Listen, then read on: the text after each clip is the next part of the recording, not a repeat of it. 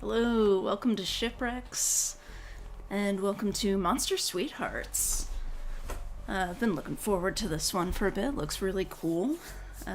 Lesbian dating sim where all of the romanceable characters are some form of monster. So, yeah, let's get into this. I am joined today, obviously, by the kittens. Got both Little Bear and Gideon. So we are very lucky.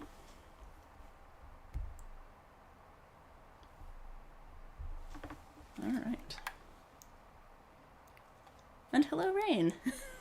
Kitties, yes. Always kitties. So, as usual, let me know how I am looking, how I am sounding. Velmax is working right now, so it's just me personing the controls. And there was a warning at the beginning of it, like when you first load up the game. Sorry, I'm stirring my hot cocoa right next to the microphone. Sorry about that. That like there could be disturbing content and such in this, so be aware of that. Of course, I made myself a nice cup of hot cocoa in my smiley mug, and then realized, like, oh shit, I've got grenadine, so I now also have my nice little, cup of not quite blood, but blood-adjacent red beverage. In keeping with the mild horror theme. Okay. My head is stinging with pain. The rapid beeping of my alarm indicating a new day. I stare up above me towards the bottom of my roommate's bunk, not wanting to get up at all. Been there. The beeping stops without my interference, and I'm too tired to wonder why, but grateful nonetheless. I think about what the day has for me and what possessed me to have chosen morning classes. While I'm debating whether to off myself now or get up to live life, I feel a presence to my left.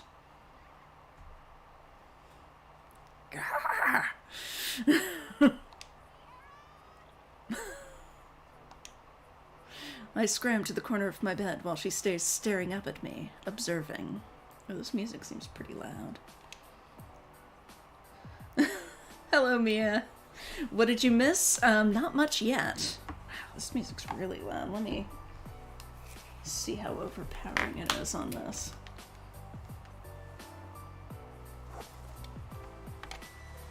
Okay, I think it's possibly less loud for you, but just dial that down a tiny bit. Okay. Fucking weird.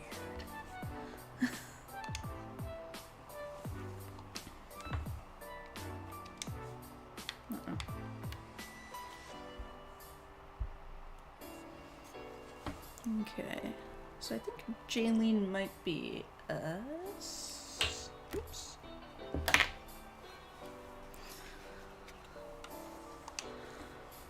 She continues to stare and sniffs the air. Sierra used a different body wash when you showered last night and it disturbed me from my sleep. Okay, I definitely need to turn this music down. It is super, super loud for me.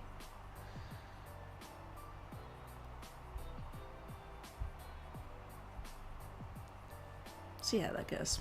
Let me know if I turned it down too much.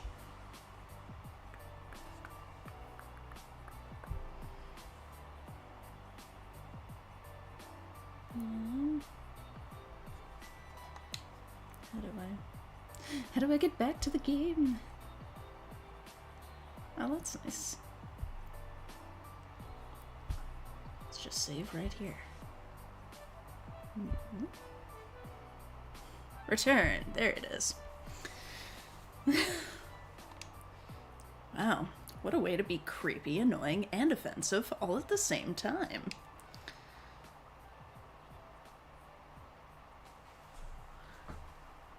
Okay, I think I'm gonna turn up the voice.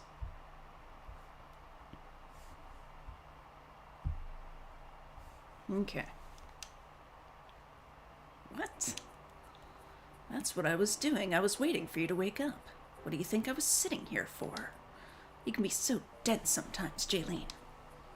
I huff into a sigh, wondering how unlucky one has to be to share rooms with such a person. Yeah, sorry, the text is a little dark on my computer. I probably need to turn the brightness up, but I'm not going to right now.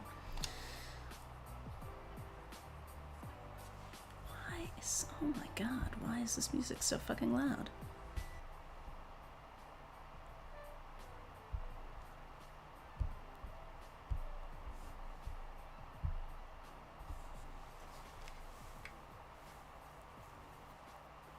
You want to get me to play Hootie Pop?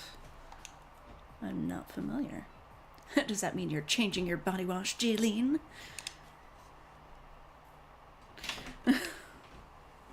Hey, hon. Hey, babe.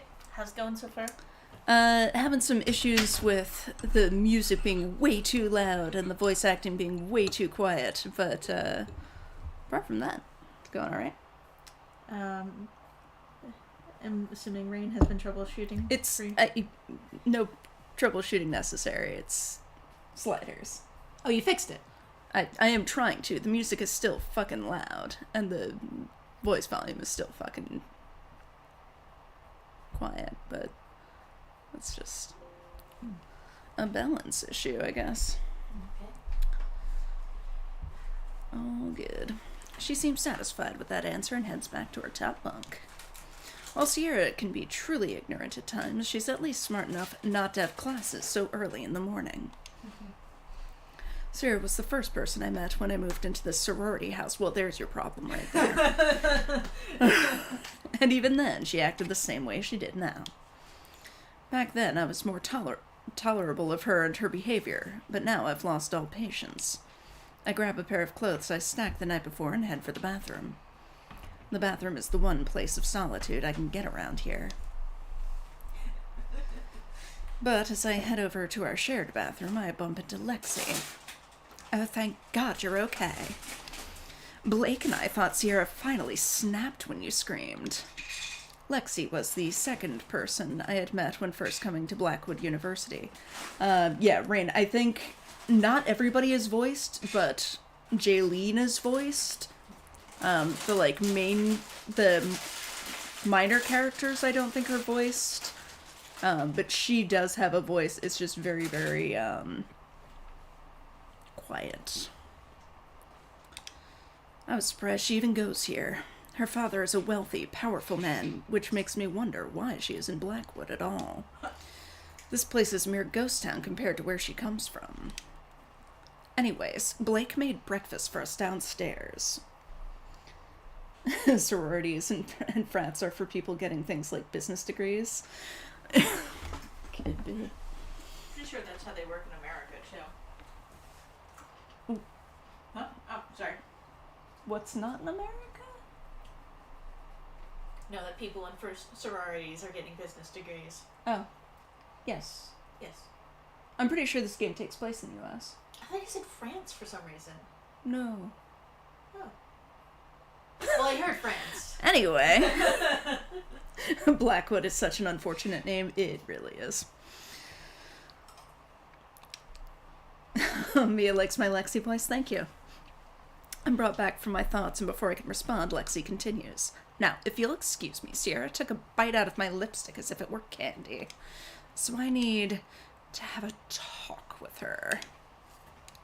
That definitely does seem like something you need to have a serious discussion about for many reasons. She walks past me and I hear the beginning of an argument unfold behind me. I continue on my way to shower and head downstairs, freshly dressed. Oh, hey, Blake. I see Blake behind the kitchen counter, scrolling through her phone. As my footsteps near, she turns to look at me, a bright smile plastered on her face.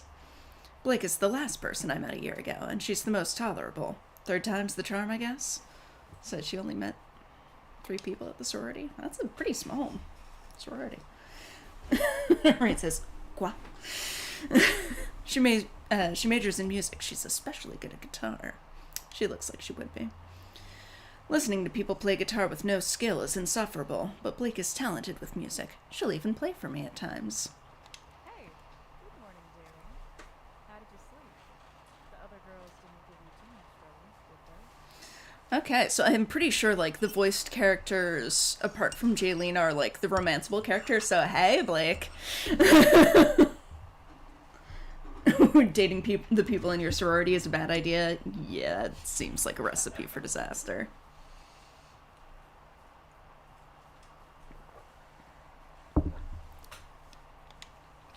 A commotion is heard upstairs, interrupting us both. Before any further comments, feet are heard running down the stairs. Blake, Jaylene, tell this creature what she did was wrong. I said I was sorry, Lexi. Lexi is now holding Sierra by the ear with said captive struggling to get away. Blake just smiles and turns to me while Sierra and Lexi are still arguing amongst themselves. Are there gay sororities? There must be. Right? There have to be. That's gotta be a thing.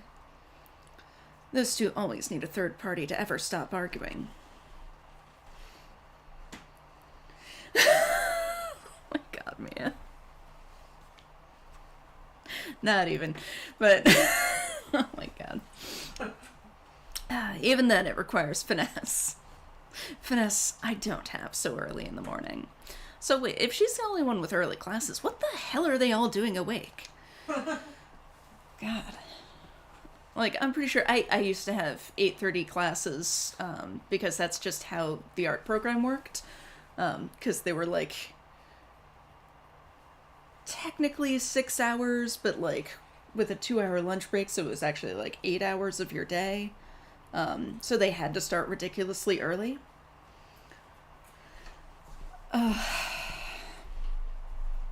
And yeah, like, my roommates were never awake when I would get up for class.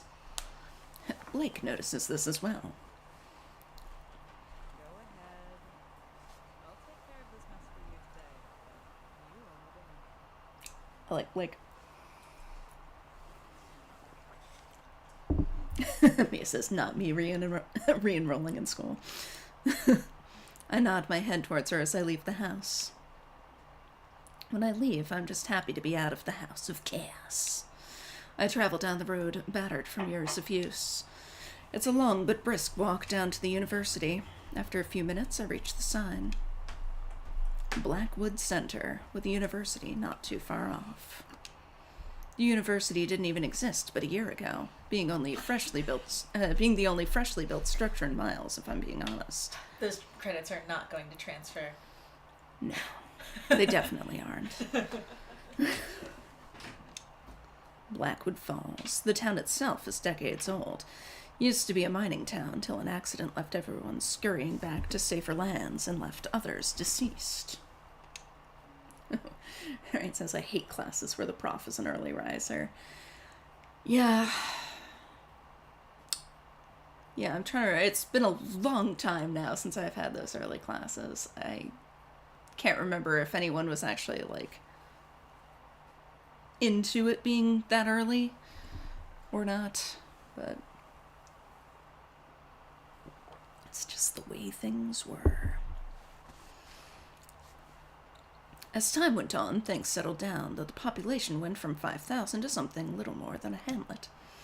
A lot of the old houses have been transformed into sorority houses, even if they're far from campus. A brand new school that just popped up, right? Mysterious. I guess it gives more traffic to the stores between the houses and classes, which is the most traffic they've gotten in the last 50 years. In addition, an old ice cream shop that the animals used to call home is now a coffee shop. A brand new school that just popped up. What could go wrong? Right? The building itself is still very old, even if they did renovate the inside. On the outside, it had tons of missing persons reports. Oh. Since the university was built, missing persons cases have been piling up. Which is new, because before the only crimes being committed were petty crimes, done by kids TPing houses on Halloween. In all my 24 years of being here, I have never seen a crime. That you know of, Jaylene. Which is good, because we only have one sheriff. Her partner died in a car crash long ago, and she's been alone ever since. This definitely reads like the beginning of a romance novel. We don't even have a fire station or emergency care. It makes me wonder, why would they build this university in the first place? Considering its size, it should have been built in a city, not some hick town. Although without it, I wouldn't have an education so close to home. Excuse me. What's even stranger is that I've never seen some of the people who go there before, and I've lived here my whole life. So which for-profit group is running it, right? The only explanation I have is that there are scattered homes around Blackwood, but we're the only town in miles. They can't all just be hermits that self-sustain. And it's rude to ask a stranger where they live. I guess they don't have on-campus housing. So I best just mind my business. After a few more minutes, I arrive at the university center, already bustling with students. As I'm entering the 2 front doors of the university, I'm stopped by a flyer in my face. Taylor. I guess that's the one in the middle, maybe? Hey there, Jaylene. It's Taylor. We're both getting our English degrees, so we know each other from class. She's also accompanied by a stranger. Are you planning on going to the Monster Sweetheart dance? It's going to be like last year's one. Last year we had a major Christmas dance. I think the school is doing a special dance each year, and October is coming up next month. Last year Blake dragged me to the dance with Lexi and Sierra. I had more fun than expected. This dance seems to have more romantic connotations, rather than just a Christmas theme. Is this school even accredited? Absolutely not. Not a chance. I don't think I could go with friends this time around. It would be awkward to go with just girls. Oh, my sweet summer child.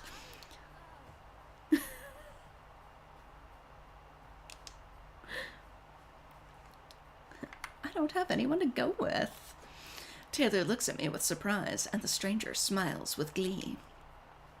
You don't need anyone to go with, Jaylene. You can just go with the girls.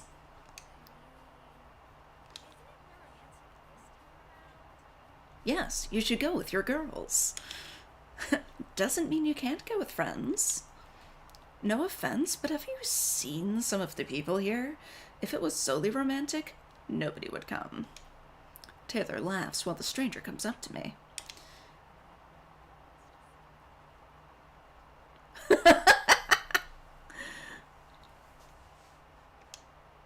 All right, then.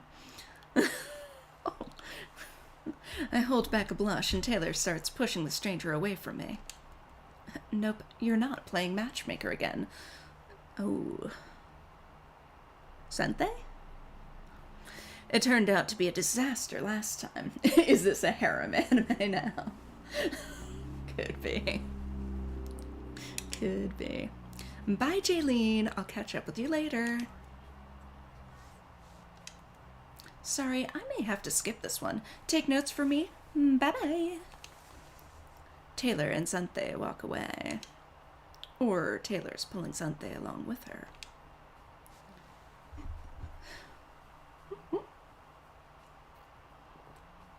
Mia says, oh, she's compat. I checked the time and realized I was running late. Oh, also, hey, Dax. Mega close-up. I assumed she was getting in quite close. I run the rest of the way, making it with just a few seconds to spare. It doesn't look very crowded. Hi. As I sit, I notice an unfamiliar face seated next to me. Someone who most definitely doesn't look interested in English. I mean, they totally look like somebody who's interested in English to me. But she has her feet up on the desk with her arms crossed. I'm pretty sure I definitely had a crush on this person in college. She notices me staring and stares right back with an undeniable force that's hard to look away from. I am tempted to have a staring contest. Rain says, what's a personal space? I mean, definitely not you don't belong here. That's just fucking rude. Are you new here? Makes sense, but have a staring contest sounds like the most fun, so I stare intensely into her eyes, making my intention clear. She looks surprised for a second before grinning and leaning near me. My eyes start to water, but she doesn't even flinch. I see her grin getting bigger as my eyes start to close, but she blinks away when a name is suddenly shouted. That's the sheriff? God, the sheriff looks young. Lan!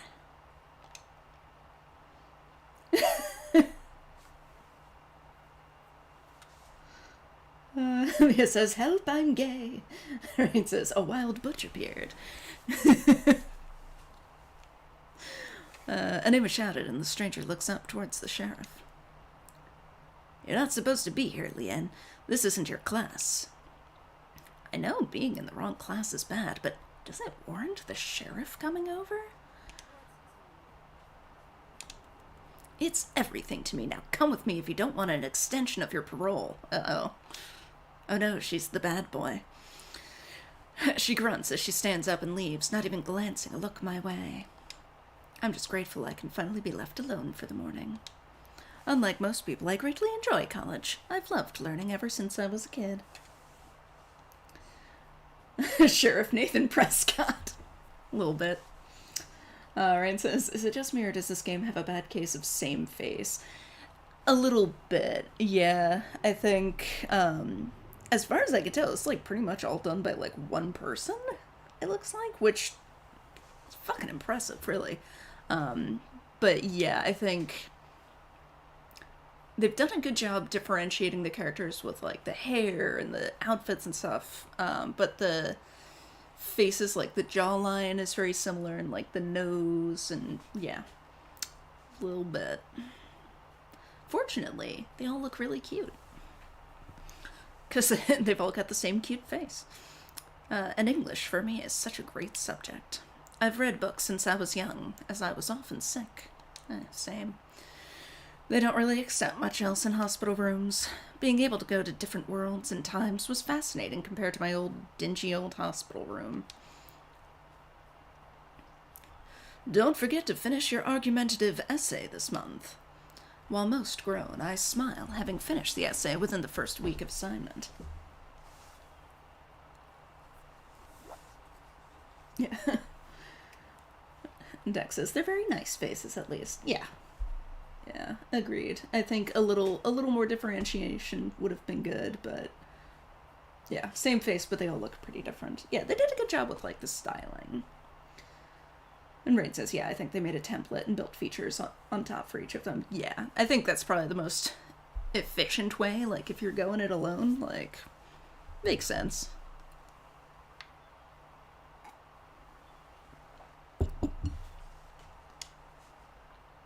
Though it's either that or having friends, if I'm being honest. Also, why would visiting a different class be a parole violation? I guess it depends on the nature of her parole. Secret monster backstory. Though it's either that or having friends, if I'm being honest. Of the 3 girls I live with, Blake is the only one who goes out of her way to spend time with me, 'cause she gay. Nonetheless, I'm fine with being alone. It gives time for the important things. I make my way out through the courtyard, my classes for the day being finished. I check the time and see that I have a little to spare before my shift at the diner. I could... Jaylene! Ooh. Let's go with Raisin. Oh boy.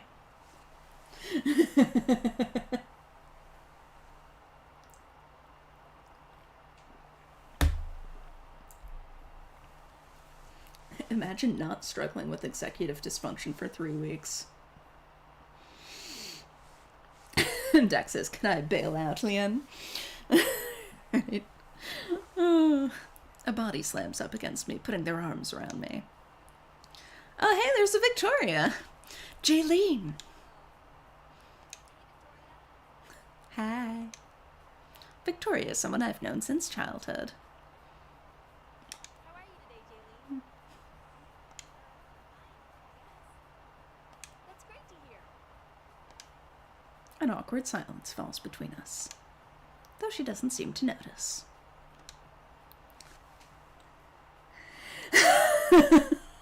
Jaylene, please don't take my monster girlfriend from me.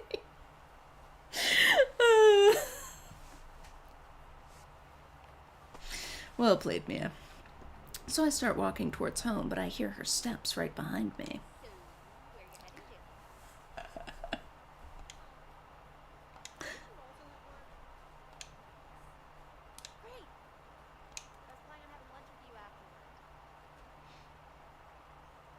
Oh, the childhood best friend. Yes. I stop in my tracks. Yeah, why do you look annoyed, Jaylene? She's your friend. Or I guess if you've known someone since childhood, being their friend is not necessarily... They have a falling out? Make out? I walked away before I could hear the rest. Why are you being so pissy with Victoria? Although we were childhood friends, it's been a while since we did friend things. Yeah, the audio mixing could use some work. Agreed. 6 years to be exact. Oh god. Oh, so is Victoria the Max Caulfield of this story? I guess as you grow into adults, things change. Though she doesn't seem to be bothered by my absence. She seems just fine by herself. And the tons of guys and girls chasing after her. I'm not jealous or anything. She's allowed to hang out with whomever she wants. And I'm allowed to hang out with no one. Very flustered, I finally make my way back to the sorority house. Luckily, I'm the only one there, so I can have a moment of peace. Mia says, my heart, treat Vicky right.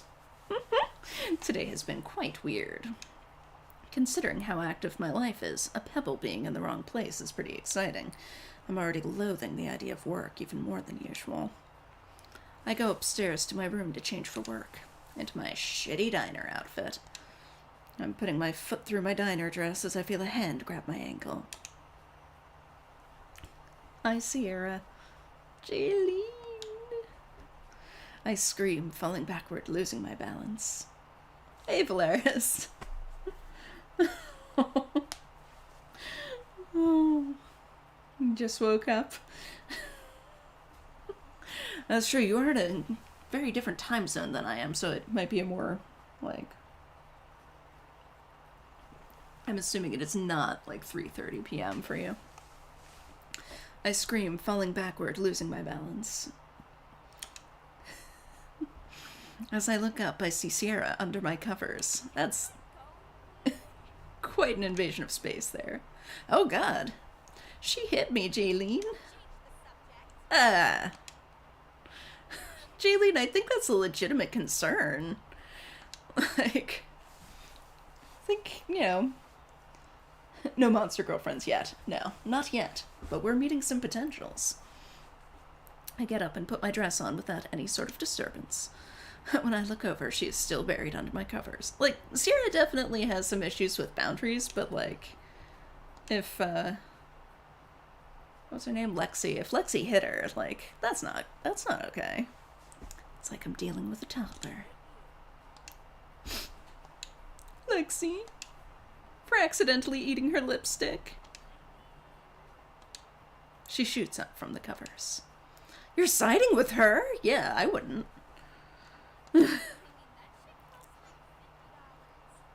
It's still not a good enough reason to hit someone. Oh yeah, she'd be mad, but she didn't have to hit you.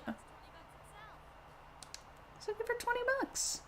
Oh, I didn't mean to. I confused it with a push pop. I mean, that's fair. Push pops look exactly like a tube of lipstick. It was dark, and I thought it was my purse. Oh. She now starts crying under my sheets. At this point, I'm more worried about her staining my sheets than her. What is wrong with you, Jaylene? Oh, God. It does seem very anime tropey, which I think also kind of goes to, like, the same face issue, because a lot of anime does have that very, like, they've got very similar faces, but then very different hairstyles and outfits and stuff.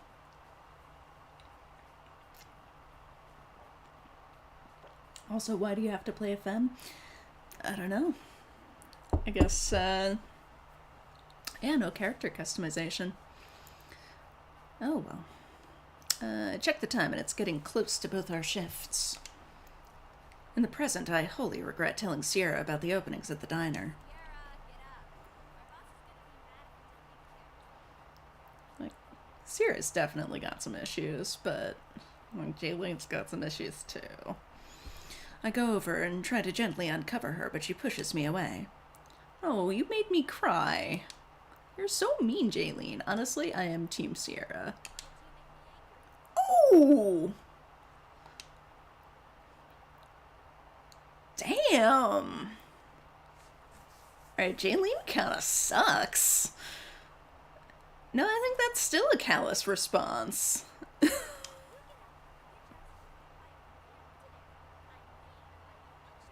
Wow. Jaylene, you're awful. She bolts up from the covers and starts getting dressed. You're so nice, Jaylene. Yeah, Sierra, you need better. You need better friends, Sierra. Wow.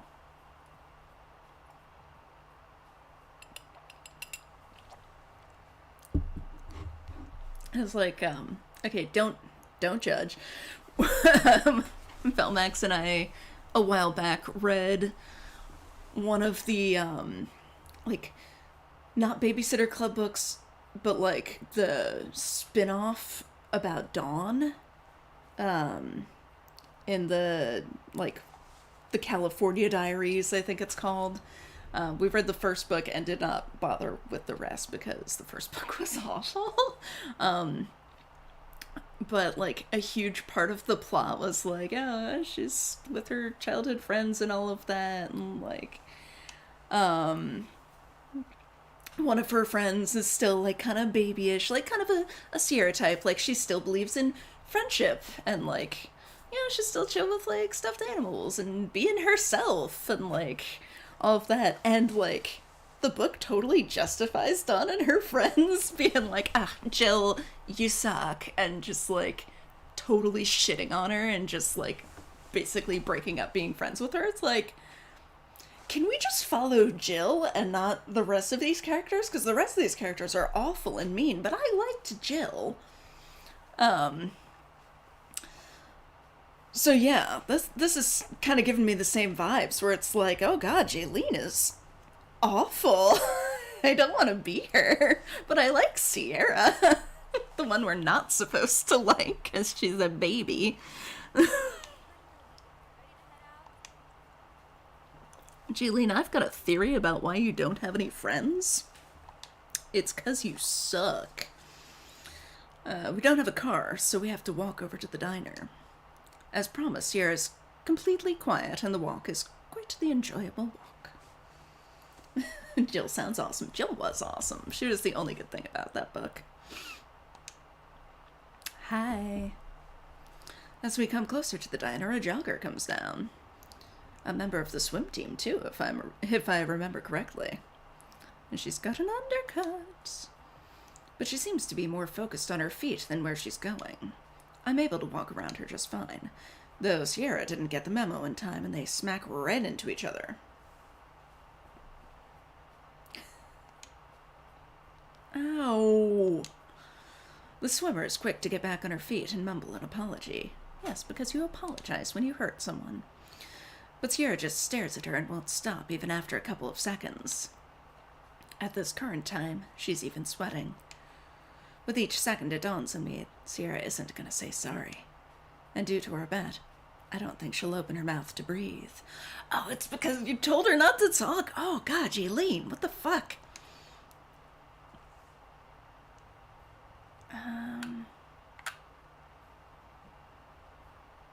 Pratfall. Jaylene is a femcel. Oh, God. I feel like if I say sorry for Sierra, I'm going to be really bitchy about it, so I'm just going to ask if she's okay. Love at first sight, I see. Yeah. I see Sierra nod in agreement, but frowns when she sees I'm looking towards the swimmer. Oh, yeah, because of course you wouldn't ask Sierra if she's okay. Yeah, I'm okay, really. But what about her? I look down and see Sierra still on the ground. She looks up at me like a little puppy wanting guidance. I sigh as I reach down and help her up. She's fine, she's just very clumsy. I give a light chuckle. She seems happy by that response and grins with me. Good to hear. The swimmer then jogs off the way they were going. God, no matter what, that was awkward. Sierra and I finally clock in with seconds to spare. Sierra takes that as a cue to let her talk. To fulfill my promise, I begin making her a milkshake. Good, at least you made her a milkshake. But I hear a banging from the storage room. I turn around and see that Dan, the owner's son, is stuck outside. I sigh and head through the storage room and open the back door for him.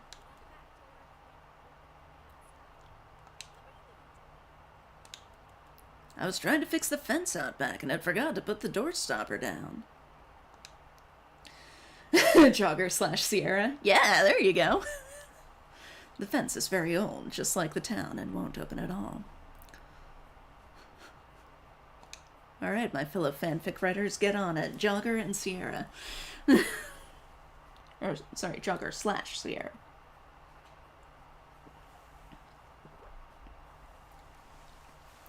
Which is a problem, since if you want to take the trash out, you have to go out the front and around. No, I did not, but I will get it done today. Or someday. I returned to what I was doing previously. Anyway, hey, what are you doing? There are no customers. How many times do I have to tell you you can't cook for yourselves here? Now, fuck you, Dan. Doesn't matter, you're wasting materials that could go to customers. If she's paying for it, she is also a customer, Dan. There you go. Why? Dan? Dan's mother comes through the office. Leave the ladies alone.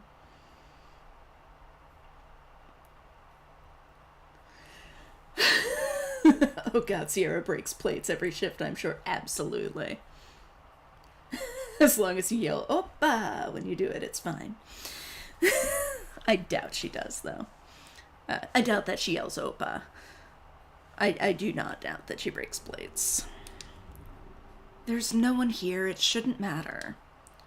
But Mother... Dan, please go in the office and continue what I was doing.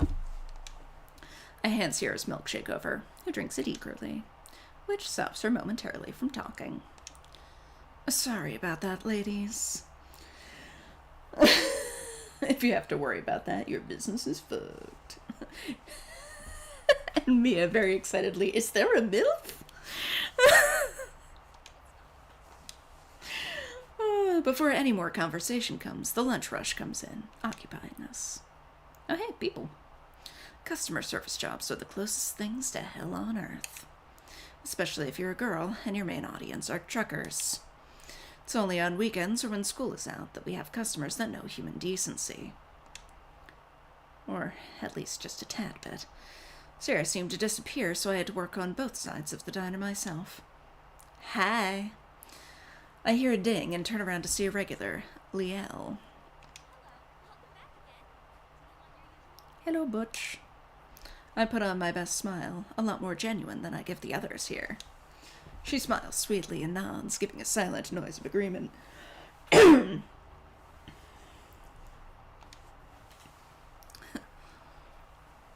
on.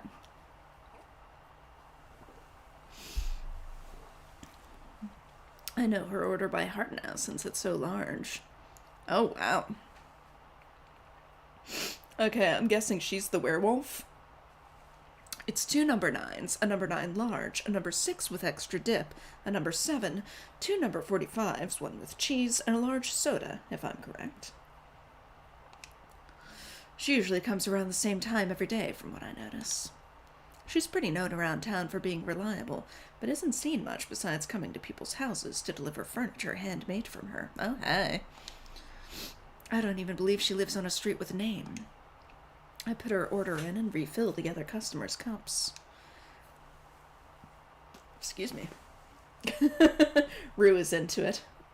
She is fine. Yeah.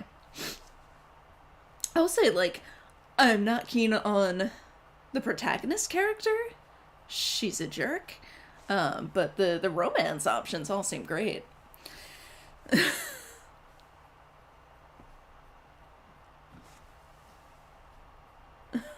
Oh, apparently it's a GTA joke. It's Smoke's order from GTA. Okay.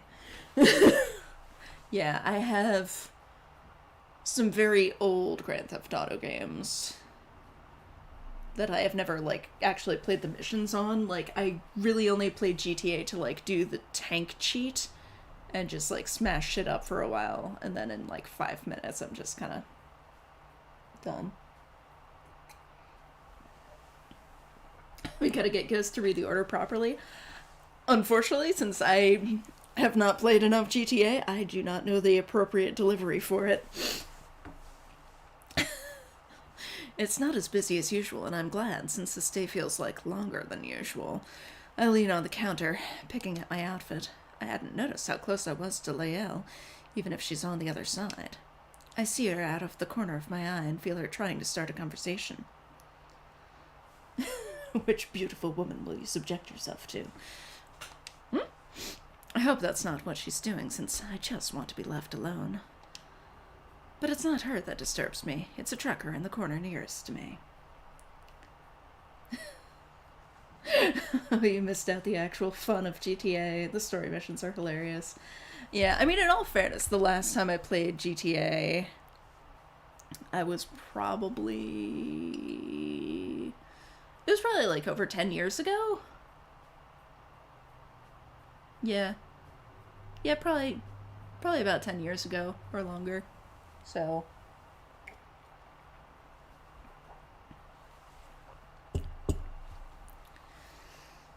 It's from San Andreas.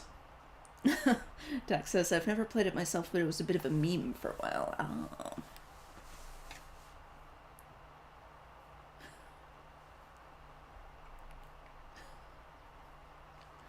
Alright. Trucker. Hey, pretty lady, come and fill my cup again. I plaster my face with a forced smile. Rain, headcanon. The swimmer got top surgery. I mean, it would make you more, it wouldn't be aerodynamic. I guess, like, aquadynamic? 10 years ago is probably when the last GTA dropped. I grab the coffee pot and head over, wanting to get this over with so I can be left alone again. I bet you fill many men's cups, huh, with that pretty face, huh? Oh, God. This happens a lot in this hick town, where old men whose wives cheat on them feel the need to prey on younger girls. Creepy. But I don't want to be fired, so I just nod and walk away.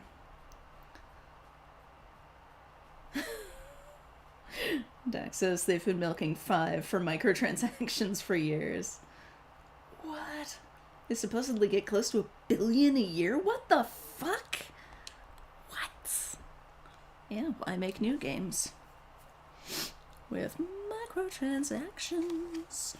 When I see Lyle bolt behind me, and when I turn around, I see her hand holding the man's wrist. Oh, somebody was, getting handsy. Grr. Oh my fucking God. That is amazing.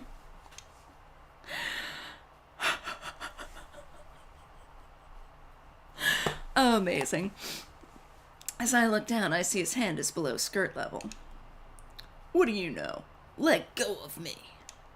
She doesn't, and instead bends his hand back even more. GTA 5 launched in September 2013. Yeah.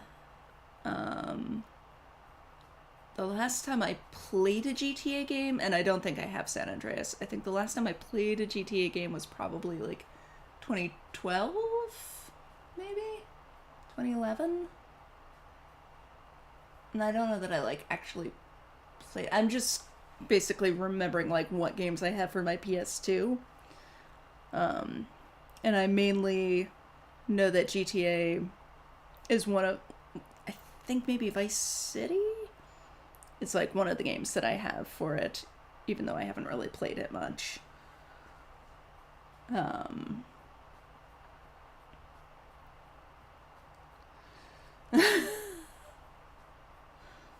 But yeah, basically, I bought or I think Velmax bought it for me, like a secondhand, refurbished PS2 years and years ago. And I guess whoever sold it left a parental block on it, but only for it playing DVDs somehow. So I could only play DVDs that are like not even PG, but like G. Or that are international and don't have like whatever code trips the parental lock, but it can play Grand Theft Auto. So that's how I know that I have Grand Theft Auto. Janine is kind of the worst. Yeah, a little bit. Mia says, way to blame the creepy dude behavior on, checks notes, their wives. Right? That is a bit, Ah! Hey, stop that! His friend tries to lay a hand on Lyle, but she's quick enough to grab him too and bend it backwards also. Both men are groaning in pain when she finally lets go. Alright now. What's wrong with those deadbeats?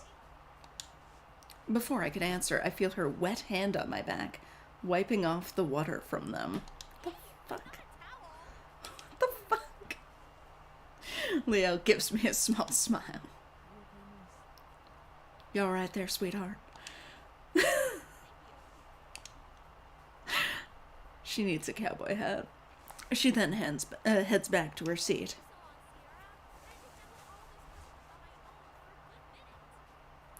I mean, like 1 minute is really not that long. And having to use the bathroom is a legitimate excuse. I scowl, but it doesn't faze her, and she heads to her tables, plastering on her customer service smile. Yeah, I vote for Sierra to be the protagonist of this, really.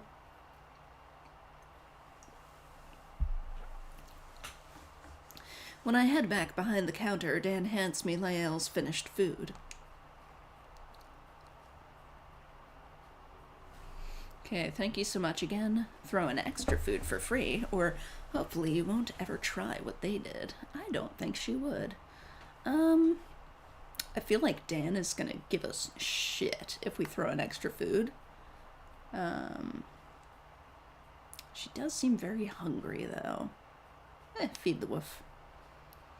I decided that since she did such a good thing for me, I'd throw in extra food for her. He says, I love Southern Fried Max Caulfield. Oh my god. I hand the bag over to her, and she checks the contents of said bag.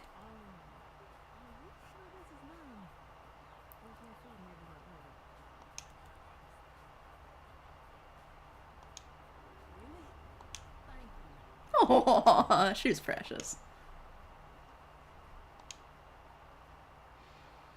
She happily walks off. You're paying for that, you know. I mean, she should. Well, like, unless she gets free food, which it doesn't sound like she does. But...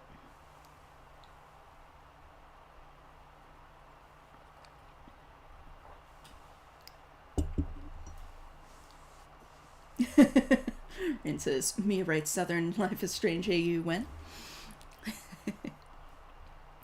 It's nearing closing time, the retail person's worst time. It's usually when customers come in and demand service milliseconds from closing. Dan had gone home with his mother a couple of minutes ago after he fixed the fence outside. Oh, hey, he actually did fix the fence. Nice. Sierra and I are cleaning the tables when the bell on the door rings. Hi. And Lexi. Blake and Lexi always pick us up at the end of the day, since they both have after-school activities. I've been ready. My feet hurt, Lexi. They absolutely should have staff meals. Or at least, like, an employee discount. Like, yeah.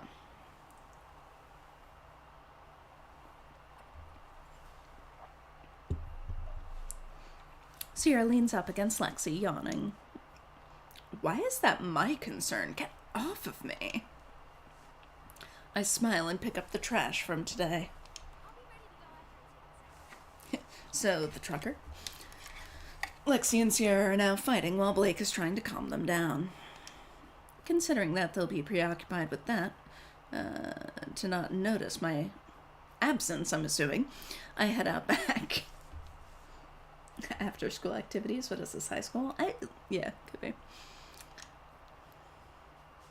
Yeah, like with college, there's no real after school. It's just all kind of a blur. In the fenced area, there were many garbage cans, but that have since been overfilled from us being too lazy to take them to the bigger ones down the road. It's pretty far down the road, which I've never known why. I put away the trash and head on back. Mrs. Sierra leans up against Lexi's sirens. As I make my way back, I hear bushes rustling. A lot of the time, that means there's a bunny or other small animal. Sweetie, it's a skunk. Or a raccoon, usually. Kitty! Oh my god, even better. After a couple of seconds, a cat appears. Can Sierra be the protag, right? I would much rather Sierra be the player character than Jaylene. I crouch down and lend out my hand. The cat hops up near me between my legs. Wonder what you were running from, huh? Uh-oh. I hear more rustling coming near from the distance, along with distant talking. I feel like Jaylene's vocals are really, really quiet. But then the other voiced characters are not as quiet. Oh, fuck!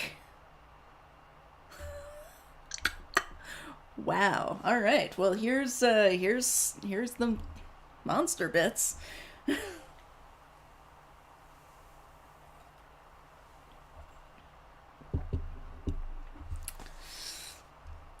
Oh, she does look a lot less hot now.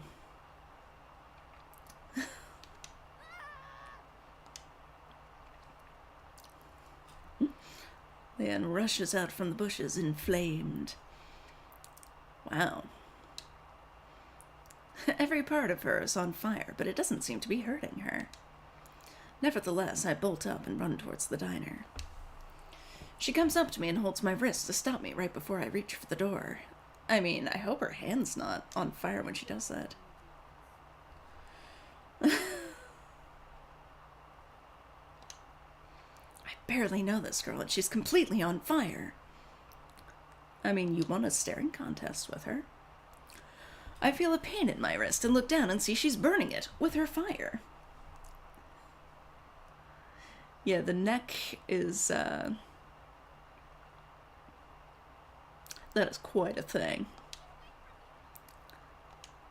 But a part of me is calmed down when I see Taylor and Santhe from earlier behind her, looking exhausted. Leanne, you know you can't shift in public, much less in front of humans. Leanne lets go of me and turns toward the source. Interesting. It's not jail, it's containment. Punishment for your actions. No. Containment.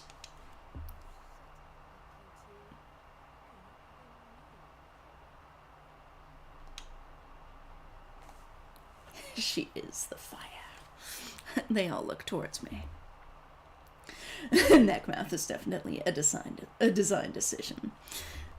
Yeah.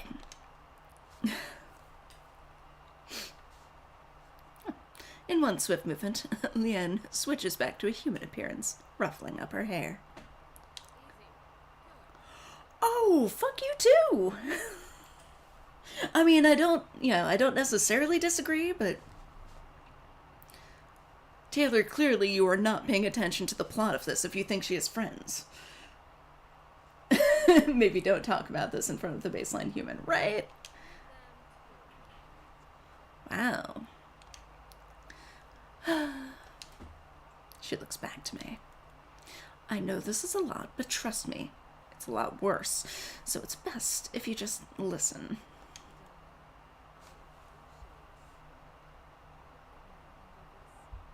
Let's see if I can get the voices up. Nope, the voices are as loud as they will go. Let me see. I can turn up my general volume.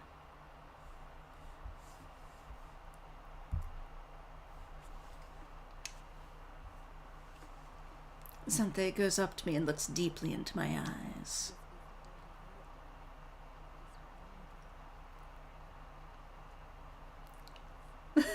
Rue says she is so fun, but she needs to filter her words, laughing my ass off. Yeah. She's got some issues. I think they've all got some issues. Xanthe, you can't show off your powers to her too.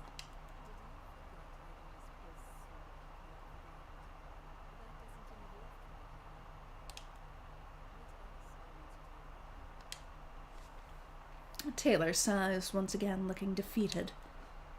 I'm so sorry, Jaylene, but we have to do this. You're a liability now. Liability? What does she mean, powers? I'm so confused. I don't know about the other girls, but I trusted Taylor, and she's not explaining anything.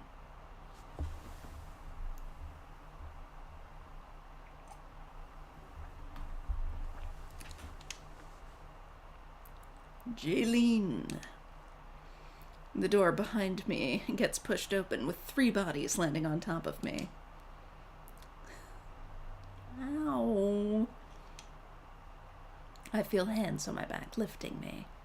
Are you okay, Jaylene?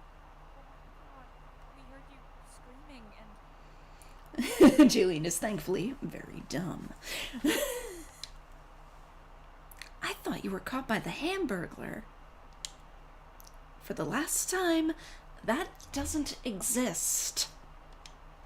I look at all 3 of their expressions filled with worry.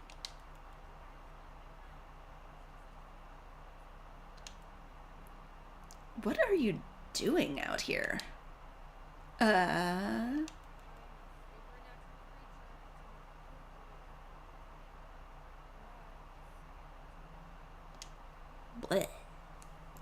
Lexi scoffs. Do you have any real friends, Leanne? Or is your only real friend being full of shit? What? What the fuck? She had a dose of Xanthe's British accent near the end, mocking. Whatever. Jaylene, let's go. Hamburglar, yes. Rain Sierra is precious and must be protected, right? Look at her, she's adorable. She's the best one. I look back and see the 3 staring at us intently. I see Taylor whispering to Xanthe, and Xanthe shaking her head as we leave. Hey, Lexi, can we play Monopoly? Is Lexi like your big sister or something? Like, what the hell? You're so fucking like... Why the hell would we do that? 'Cause it's a fun bonding experience. Don't we know each other well enough? Nope. Somehow Sierra miraculously pulls a Monopoly board out of nowhere. We can work together to defeat those 2. She proceeds to point at Blake and I. Hey now, why are we the antagonists? 'Cause no one can defeat. Sierra, no, we're not using that team name. My fucking god. Team sexy.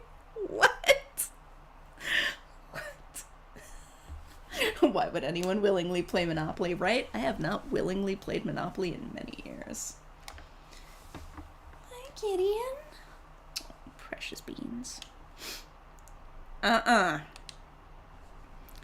lunges for Sierra, but she reacts quickly, causing Lexi to fall on her face. Whee! I told you not to use that team name ever again. But our names match up so well. They keep on bickering while I get lost in my thoughts. My mind keeps lingering on what I saw. What was Leanne doing? And why did they need me not to remember?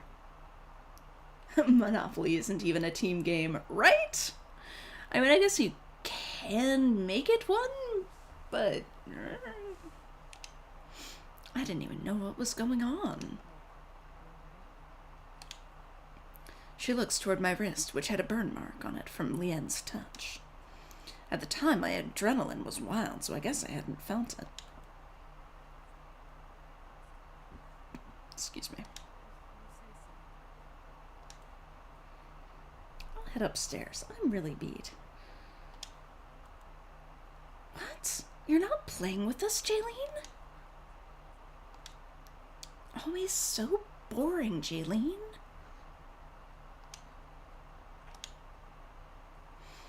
I head upstairs anyway, hearing the friendly conversation downstairs.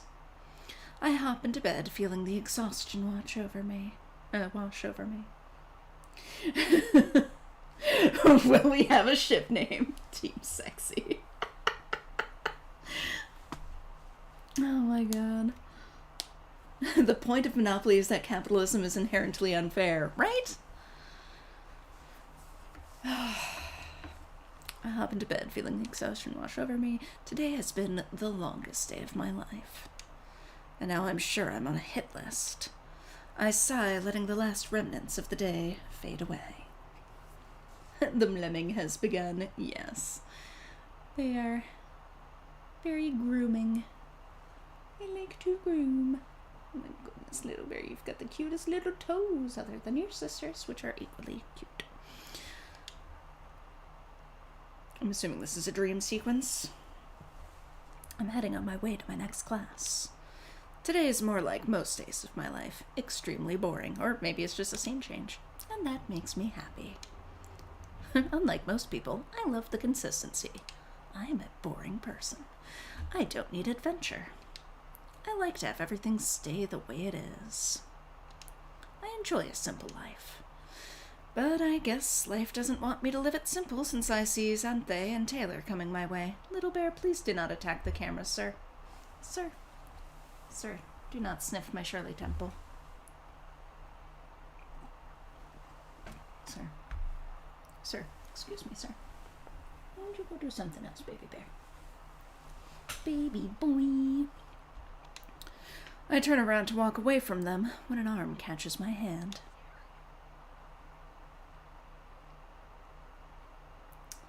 Also, why would Sierra expect Jaylene to play when she clearly doesn't want to spend time with her? I feel like Sierra... Little baby boy, stop that, sir. Stop that. Please do not. Please do not eat the camera, baby boy.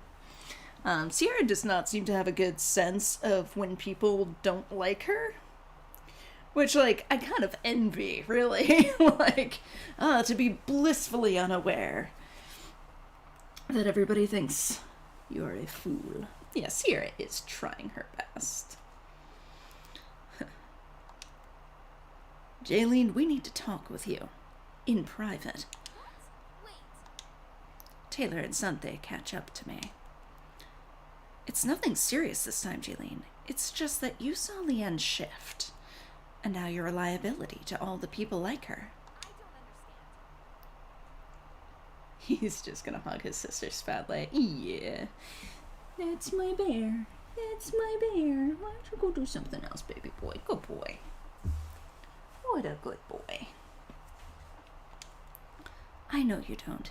You just need to come with us.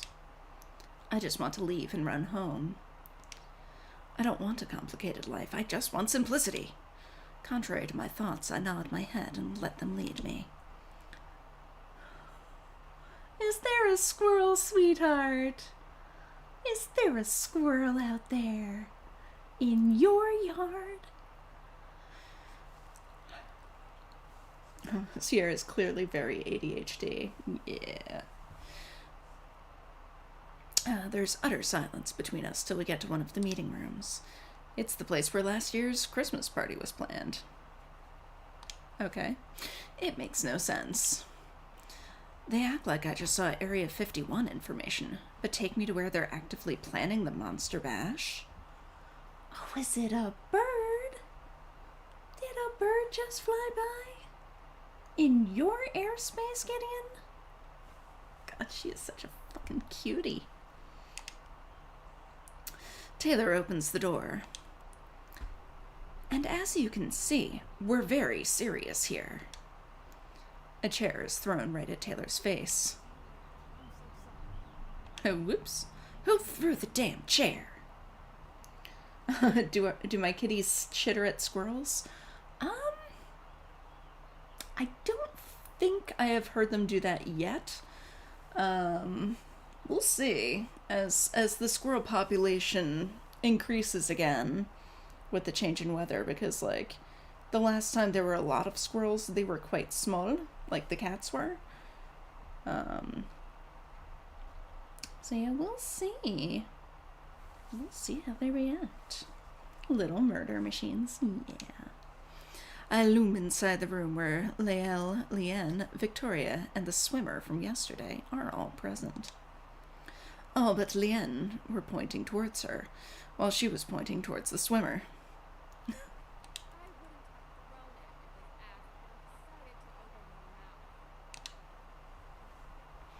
The swimmer seems nervous and even shaking. All I said was that the banner had a typo. Taylor is the mom friend. Yeah. I don't care. You can't just throw chairs.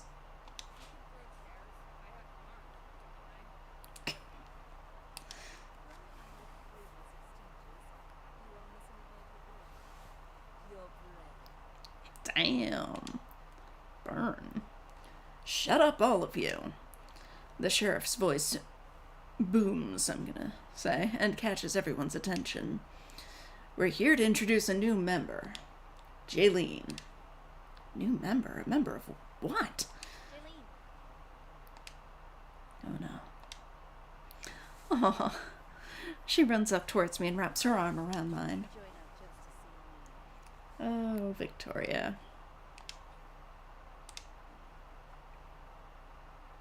Moritz off. Victoria obliges with what seems to be against her will. Just your friend is gay for you. Like, don't be a dick to her. Stop being mean to everyone, Jaylene. All of you, gather around. We all have to have a conversation. Everyone gathers around the center table. Taylor. All right, we're here to introduce Jaylene. All eyes land on me, and to add into the embarrassment, Leanne boos. The sheriff smacks Leanne's head, and Taylor takes that as a sign to continue. Thanks to our wonderful friend Leanne here, she knows about the supernatural.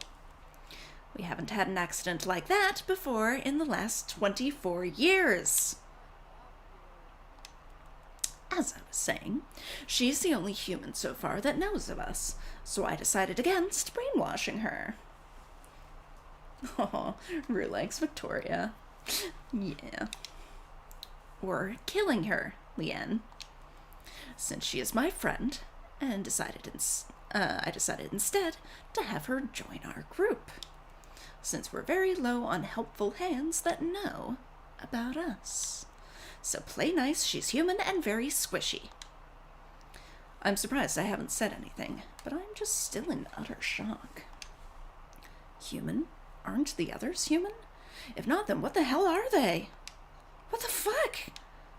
Taylor then plunges me from my thoughts and puts her arm around my shoulder.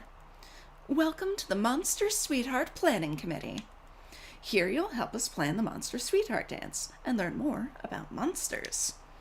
I stare at the group and say with a shaky breath. They look shocked at my question, even though at the moment it seems like a reasonable one.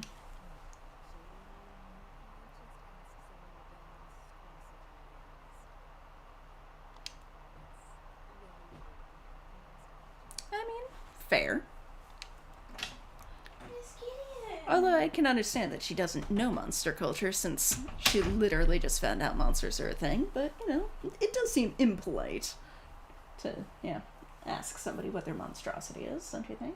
It's like the sword thing. Same thing that happened in Boyfriend Dungeon. in Boyfriend Dungeon. Yeah. It's like you can't just go and pick up a sword that you've never seen before. Consent is a thing, So have you started romancing anyone yet? Not quite yet, but I think we've met all of the romanceable characters. Okay. Yes. Any early favorites? They're all hot. I mean, I quite like the blonde butch with the southern accent, who I'm pretty sure is a werewolf.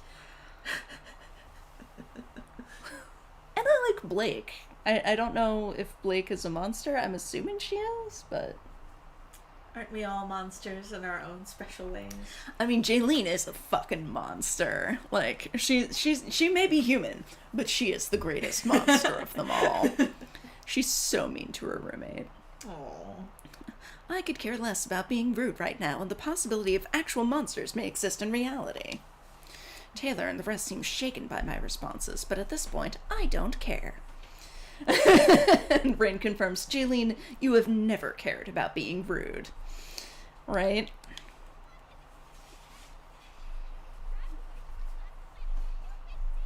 Because you suck, Jaylene.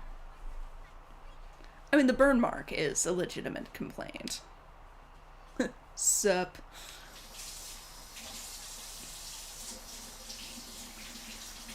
Yeah, like, I really want to like Leanne, because hot. But she does seem like an awful person, which, I mean... Has never stopped someone from being hot before. It has never stopped someone from being hot before, unfortunately. Also, Jaylene is also fucking awful. So if we're going it by who Jaylene deserves, then it might actually be Leanne, because they're both awful. I'm sorry if I'm not in the best of moods. Taylor intakes a breath. I'm sorry, you're right. All the monsters in common folklore, werewolves, vampires, devils, the whole shebang, they all exist. I know it's a lot. And it is. Very much is. Jaylene, please, how else do you explain what you saw last night? I have no response. This party is for monsters so monsters within the university can be themselves for one night. Pretend their monster features are just costumes. It's something we all planned for. But it's proving difficult to plan for such a party considering all the powers and abilities monsters have. We can't have unknowing humans this time.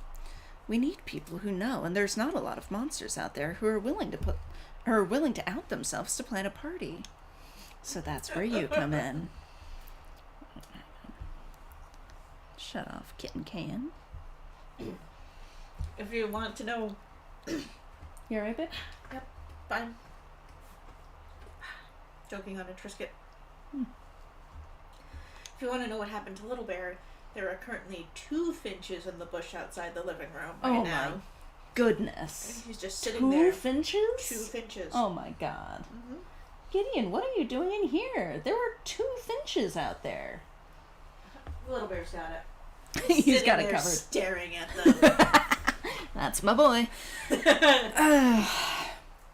You help us plan a party for monsters since you have been exposed. My heart is beating fast. How do you react to being told monsters exist? Well, if you're Jaylene, bitchily. And I can't deny it. It's the only explanation as to why Leanne doesn't have a burn mark on her. Are you willing to help us? No, because you'll be exterminated otherwise. I look towards the group once again, all staring. Reluctantly, I nod. That's great! How about you help with the typo on the banner? Yes, there is. Jesus, let's go, Sheriff, since we need to tell a certain somebody about all this. The sheriff nods and heads off with Taylor, leaving me alone with the group. What's it say in the background? Clean red paint. Have Leanne actually do something. Cutouts. Lose my virginity. Scrubbed out. Stop writing on the board. No.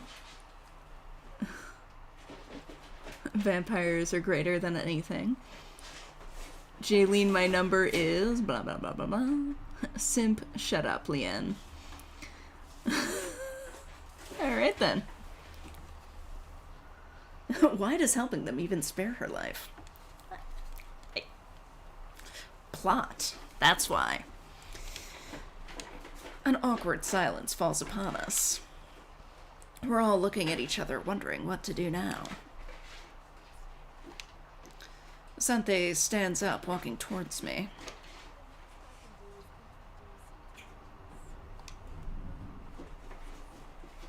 Xanthe, okay. Bay. Hey. Liam. I still like her. Why?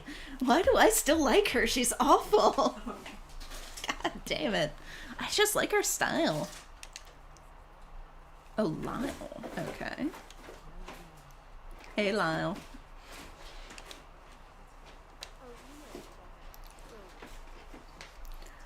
Why would any of them want to give Jillian their number?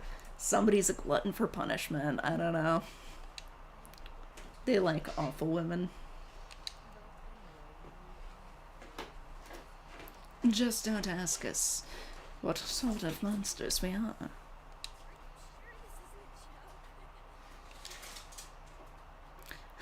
Xanthe goes up to me, flashing her teeth. Hoo-hoo! Xanthe's canines grow in size, the tips of them growing sharper. Who could have guessed that the one with the British accent would be the vampire? She then retracts them back to normal size.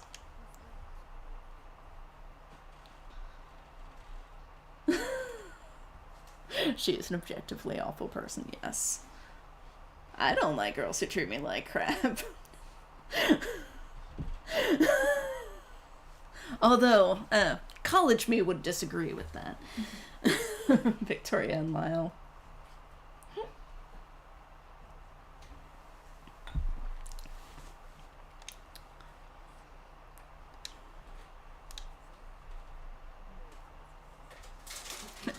I like girls who treat Jaylene like crap because Jaylene is awful.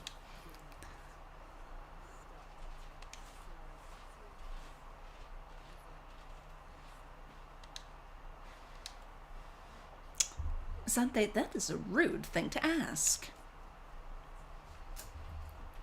Oh my god, Gideon's playing with a toy, and it's adorable. Can we have a Southern Belle vampire instead? That would be fun. Jaylene, please don't answer.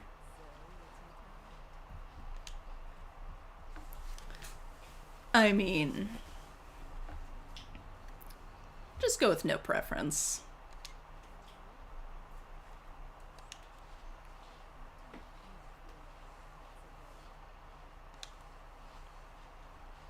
You're no fun to tease.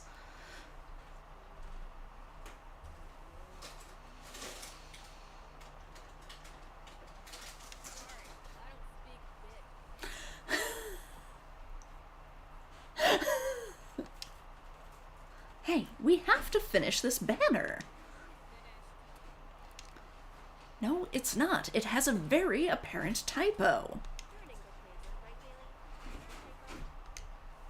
Could I see?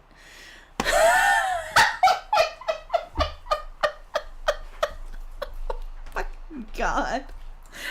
I take a look at the banner, and in bold letters it spells Monster Sweetheart Planning Come Titty. Oh my fucking God.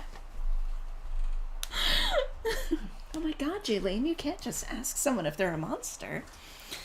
Do you like butches or femmes? How can you not? Can have a polite discussion about you being wrong. We've been having one till the end threw the chair. Oh my god, Jaylene, you can't just ask someone if they're a monster. Sante, I find your lack of preference disturbing.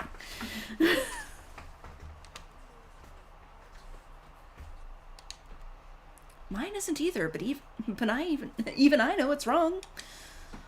While they're all arguing, I go over to the white paints to paint it out and respell it correctly. In all fairness, committee is a difficult word to spell.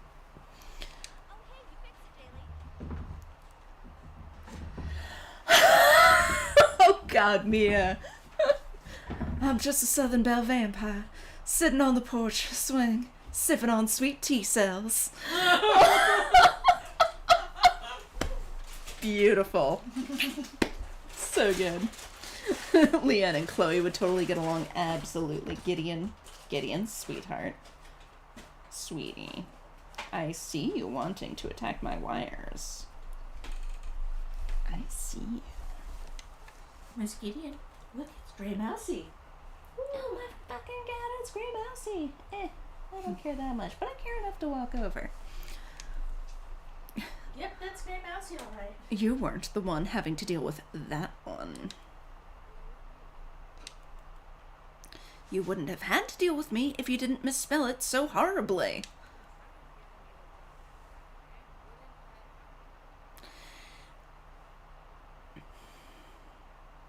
Why do they need a banner for the planning committee anyway?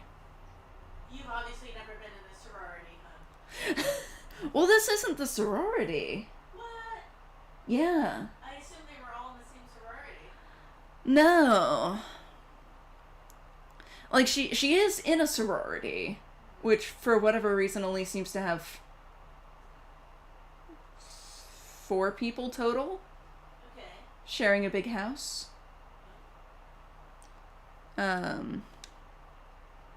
But anyway, I didn't do that. Aww.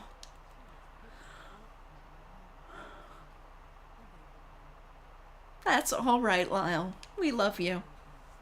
Oh, I regret my decision.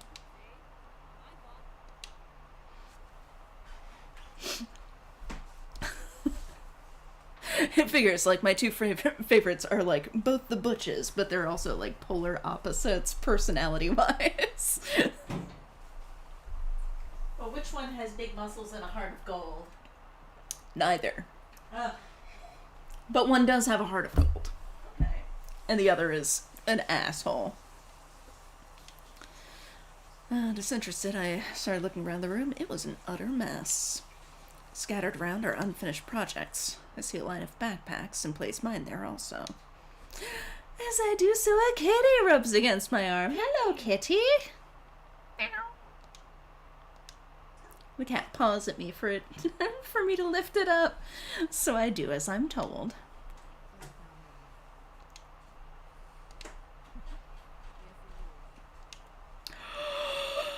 I think we have a winner. Lyle has a kitty.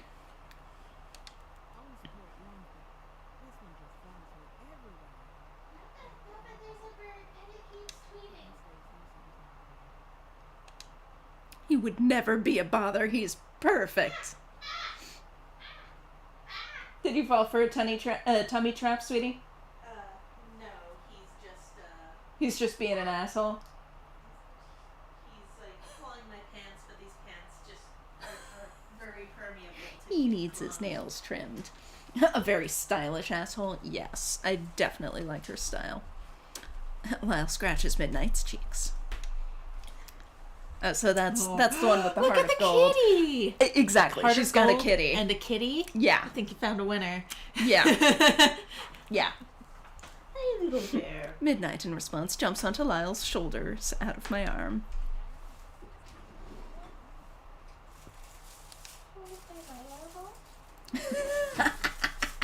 Chloe does have a thing for hoodie-clad werewolves. But Midnight ignores his owner and lays down on Lyle's broad shoulders. Victoria notices Midnight on Lyle's shoulder, going over to pet him also.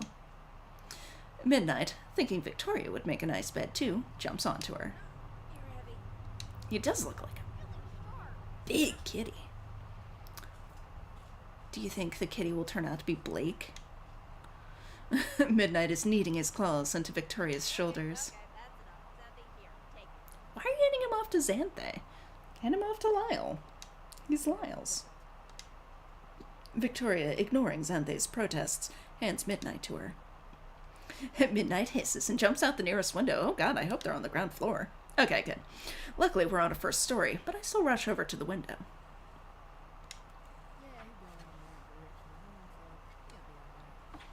Good kitty. Aw, I didn't get to pet him. I didn't get to pet him either. The voice behind me didn't sound like any of the others. Were you actually scared by that? Oh my god. Okay, so Velmax has gone into the office, and the kittens are now both standing outside the office door, staring in, because it's got like glass panels. They're just staring in, and Gideon is meowing. Leanne is holding a medical skeleton, giving me a little wave with its hand. Yeah, you would definitely be friends with Chloe. Baby girl.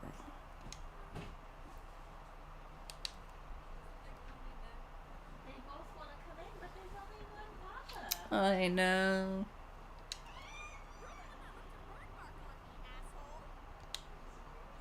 Leanne just has a snaky grin on her face. I mean, she's got snake bites. Miss Gideon. Mr. Bear. There goes the eyeball. Oh, your sister got chosen. The squeaky wheel got the grease. Oh, poor baby. Now he's just sitting out there purring. Alright, Little Bear. I'll give you a shot, but I know you're just gonna, like, climb on my back and... Little Bear. I love these cats. Why does everyone pick on me? 'Cause you're so small. I'm taller than you. Fair point. You're not in heels. What do you mean? Just look down. Baby girl. Can we work on something, please? We've just been arguing about that banner all day.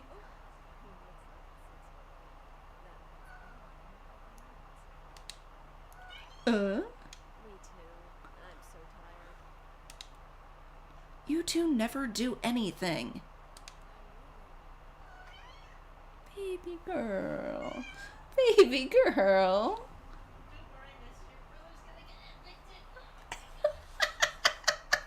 Oh, sounds like Little Bear's being naughty in there. Oh my god, I can actually see him being naughty in there. Yep.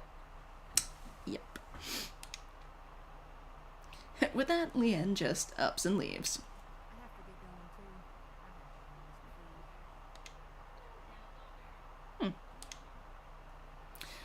going too. Lyle leaves, which... Oh my god. Everything okay there, sweetheart? No.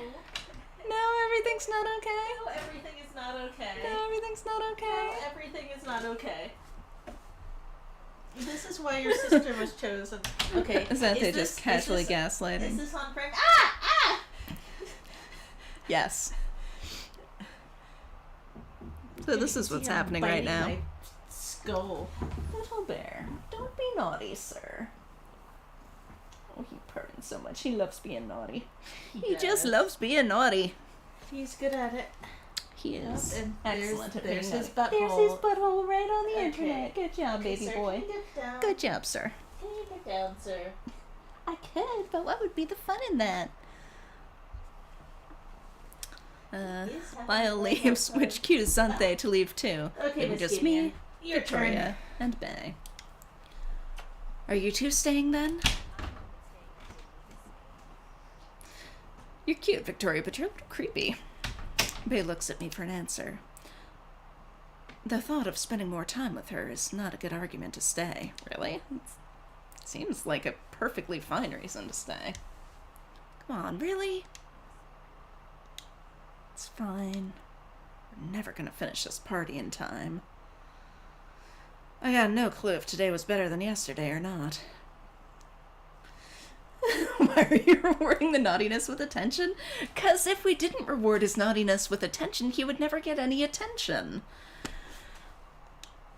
But I'm extremely hungry since I haven't eaten all day. I head over to the kitchen and find Blake checking the fridge and being hot. Oh, hey, Jaylene. How was your day? I liked Blake. Oh, interesting.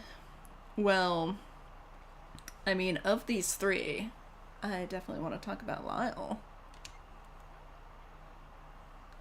You should not actually be, outing them, right? Really?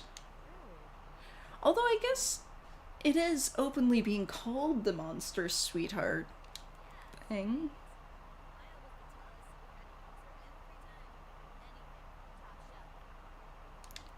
I mean, I thought Leanne is even taller. And here I thought there couldn't be more shorter people than you. Aw, so Rain would tower over her. 6 foot seems less tall now. She could probably lift me over her head. I'd like to see that. Were you there when she lifted a log off a car? What? But considering she's a monster, I can now see how she can lift a 100-pound log. Jaylene? I was just saying I was heading up. Good night. When Blake leaves, I get a snack and head upstairs too. So, God, how long was she in that planning committee meeting? If it was 6 o'clock by the end of it, like, if she's got morning classes. After I had eaten, I just lay in bed rethinking the day. One day I'm a simple, normal person with a normal life. Now I'm planning a dance for monsters? What have I gotten myself into? The days go on as normal. Or as normal as they could be. Every day after school, I spend my time in the meeting room helping get stuff together. Victoria and Zante are here, but that doesn't mean they're much help. Actually, I think I should save. I haven't saved in a while. Okay.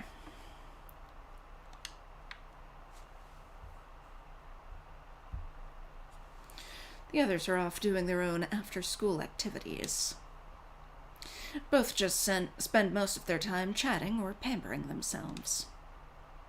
Hey, Zante? Do you know where any art supplies are? Nope, but I know a 6-foot carpenter who does. Where is she anyway? I don't know. Apparently she's helping build a desk for Mrs. Slampton.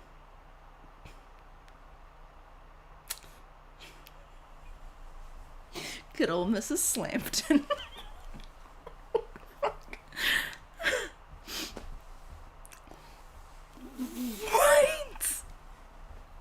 What? Oh my fucking God, that is not the line I was expecting. Good. Her old desk was getting hard to lay on. What? It's just a joke. Isn't that illegal?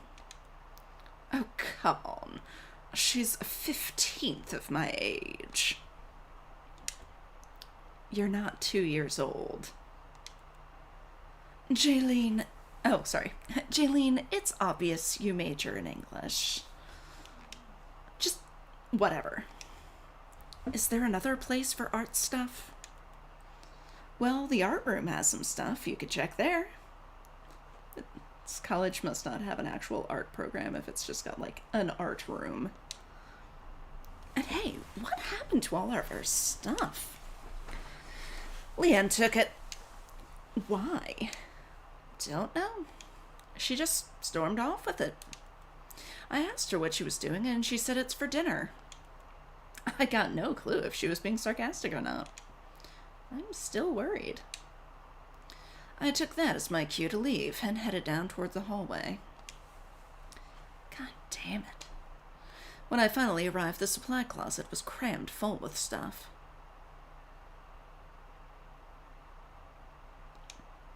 And unfortunately, the paints are at the very top. I grabbed a chair and hopped on. But with me being 5'2", it didn't help much. How tall is this closet? If Lyle was here, I wouldn't need to do this. So is this the art room then? This does not look like an art room. This is a lecture hall. I don't need her help. I can do this myself. Just need a plan. With my newfound determination, I put books on the chair and was finally able to grab the paint. Aha! Oh. The chair started to wobble, and when I tried to get down, the chair gave way beneath me. Thump. I closed my eyes as I was preparing to hit the hard ground when my body stopped halfway through. Jaylene, are you okay? When I open up my eyes, I see Lyle above me. I guess I only voice acted it so far. Her arms are wrapped around me, keeping me from falling. Ah, I'm okay. I make my way out of her arms and back onto my feet. You should be more careful, darling. You could have hurt yourself. Generic classroom background. Yeah. Definitely a lecture hall, though. Like, no way. Like, there's not anything to, like, write on. Like, how could you... You need tables or... What's OSHA compliance? Yeah, you need easels and tables and stuff like that.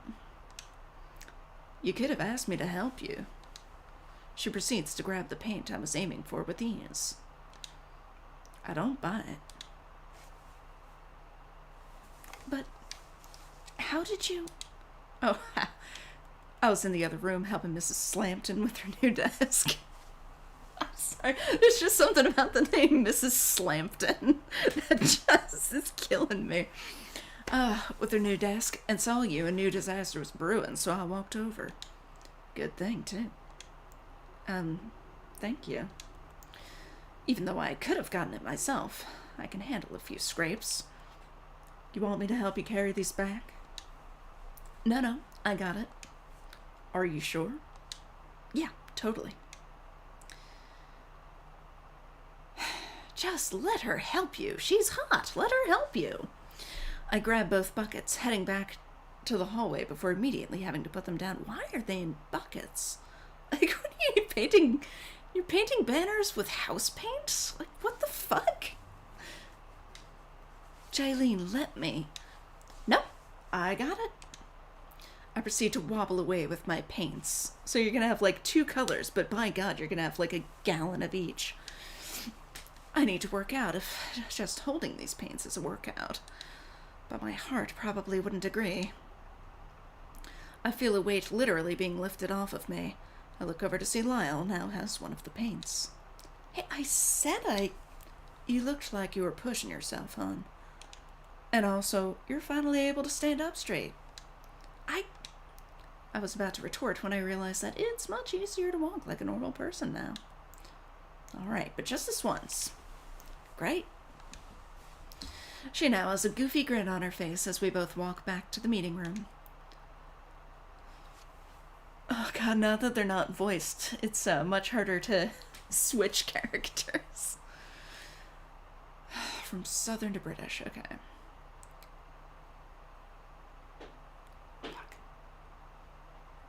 Oh, hey. Look, you found our beloved carpenter.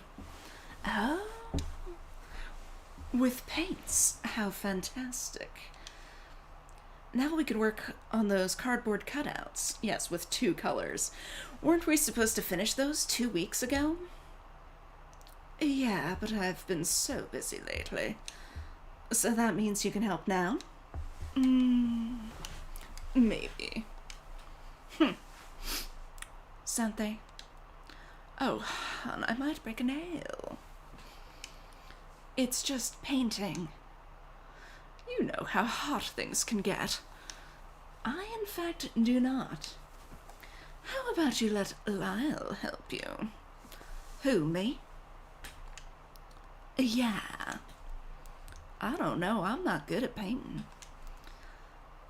And you're gonna leave little old Jaylene helpless? I don't want that, I just have places to be. Lyle looks defeated. She was eager to help me with the paints. What's with this change of heart? Well, maybe she's really bad at painting. Then help her paint. Or do you need a Scooby snack?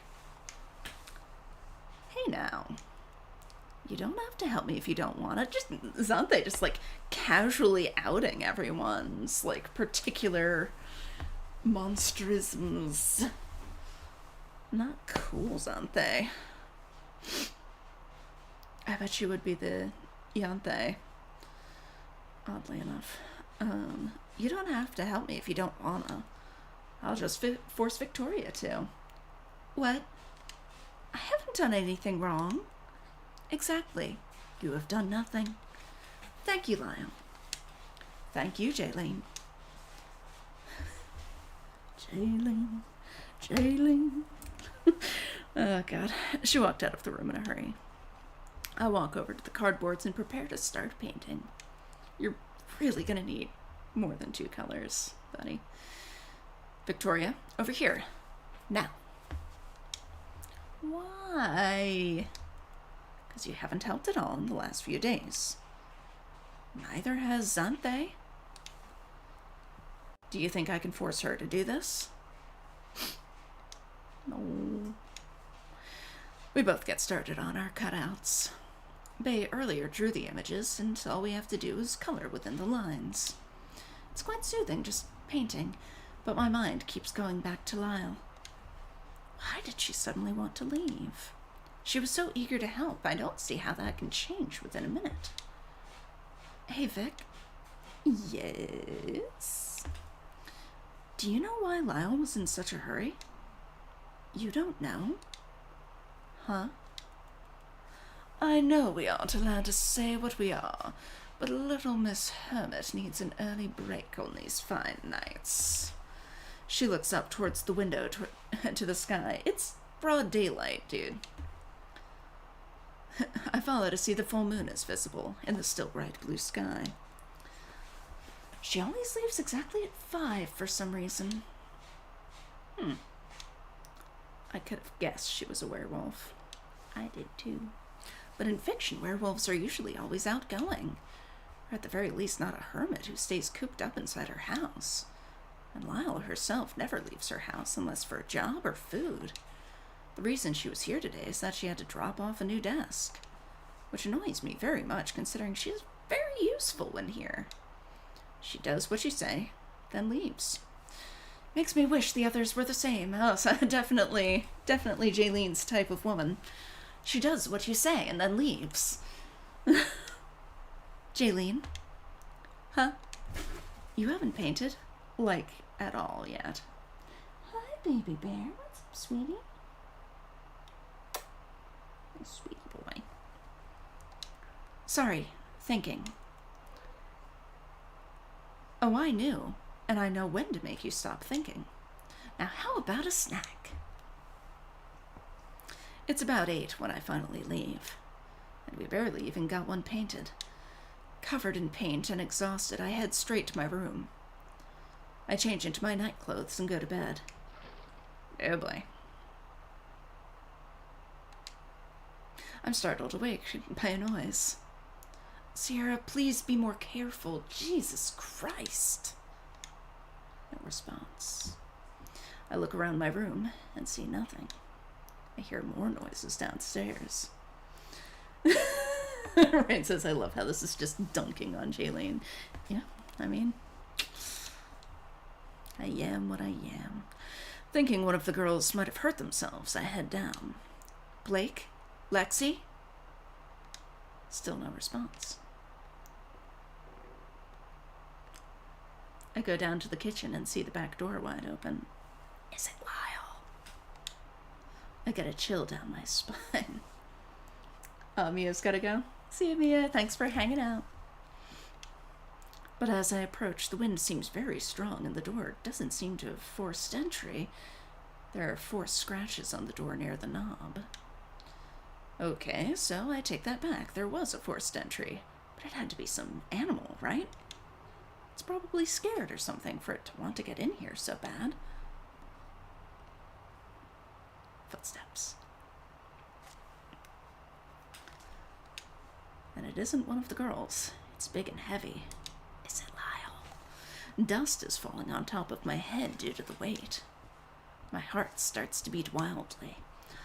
I fall to the ground due to sudden chest pains. Oh God. I hear the footsteps coming down the stairs. Slowly. I'm very close to an exit, but the pain is making me dizzy.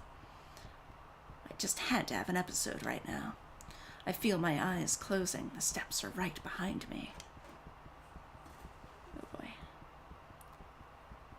I smell nature around me and rain hitting me from above. Rain, why would you do that? Sorry.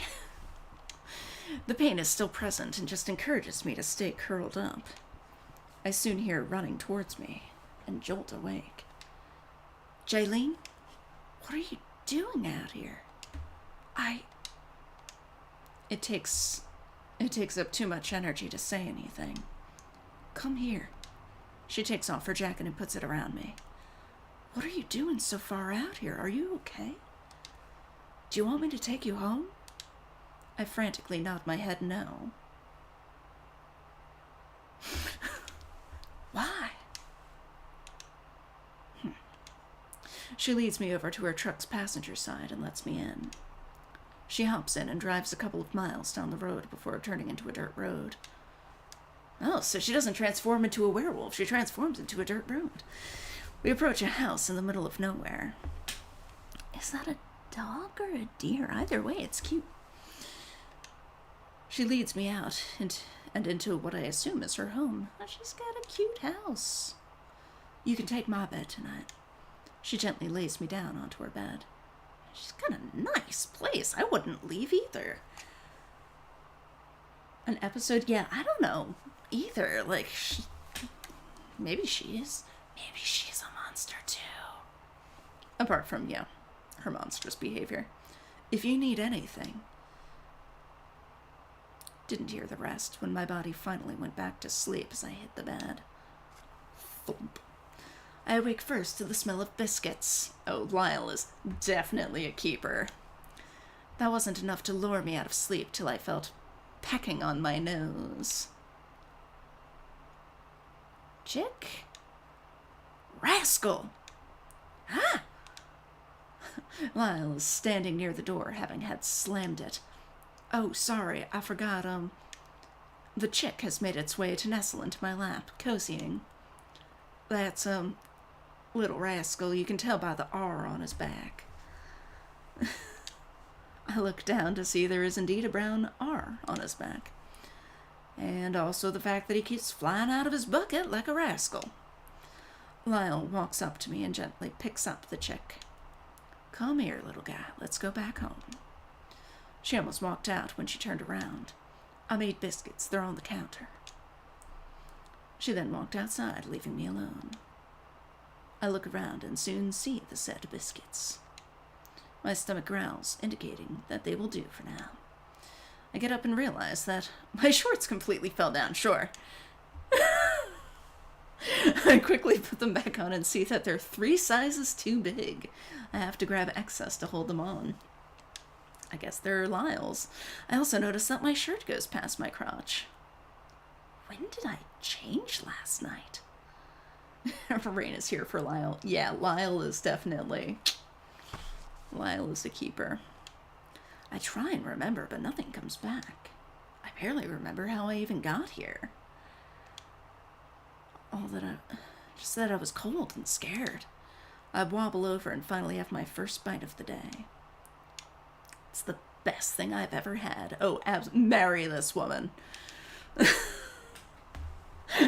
She's so fine. And the biscuit. Right? Like, okay, let's discuss this. So, Lyle. Cute. Werewolf. So she is sometimes a pupper. really nice house. Like, it's fucking adorable. Cat. Bakes. Like, I am not seeing any drawbacks here, really. Like, Lyle is fantastic. I must have said that a bit too loud because I hear Lyle come back. Oh, also, like, kicks the ass of dudes sexually harassing people. Like, pretty cool. Seems like a genuinely nice person. Strong, tall.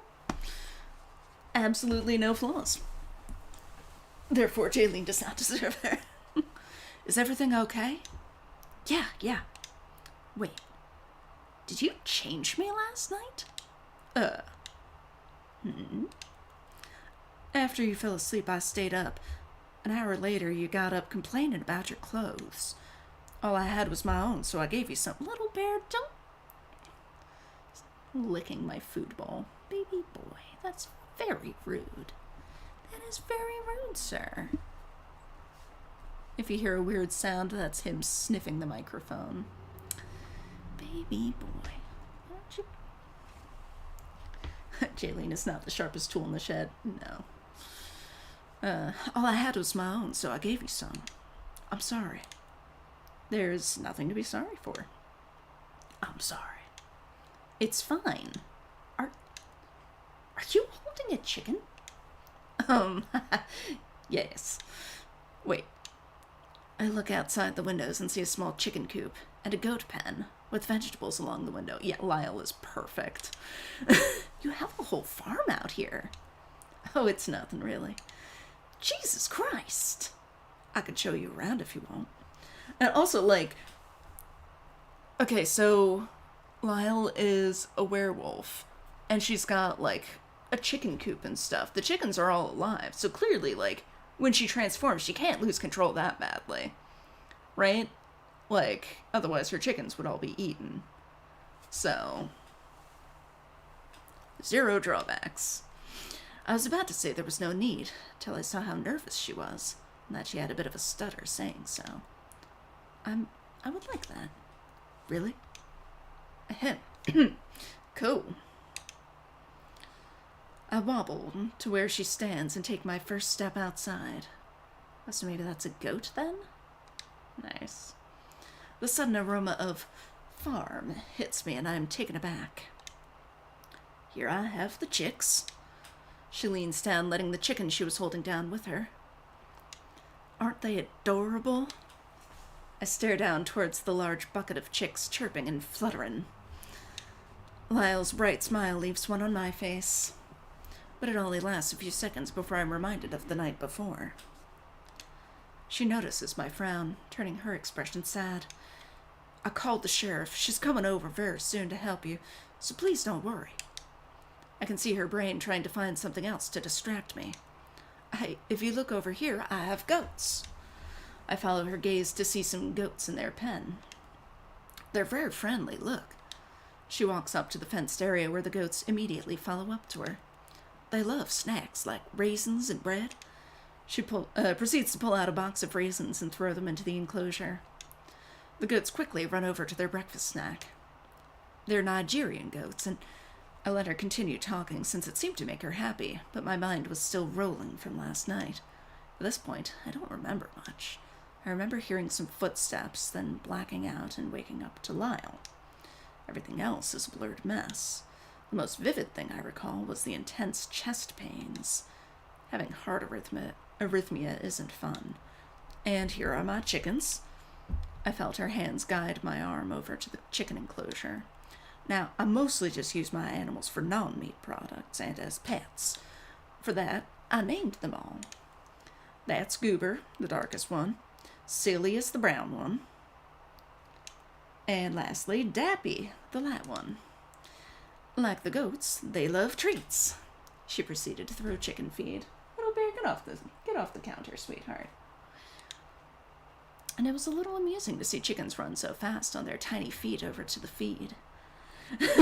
Rain says, so Jaylene is definitely also a monster, right? Yeah, she absolutely is a monster as well. Lyle was about to say something when we both hear a car on the gravel road arriving at the house. As it turned around the trees, it turned out to be the sheriff. Baby boy, what are you doing, sir? Little Bear. Ah-cha-cha-cha-cha, sir. Ah-cha-cha-cha-cha. Down. Get down. He's just staring at me. What? I never did anything wrong in my life. Get down, baby. God, he's so fucking cute. Lyle is so awkward, lol. Yeah, I like her a lot. Lyle and Sierra. She gets out of her car and headed over to us. Hey, Lyle. This is the first time I ever saw the sheriff smile besides when she's with Taylor.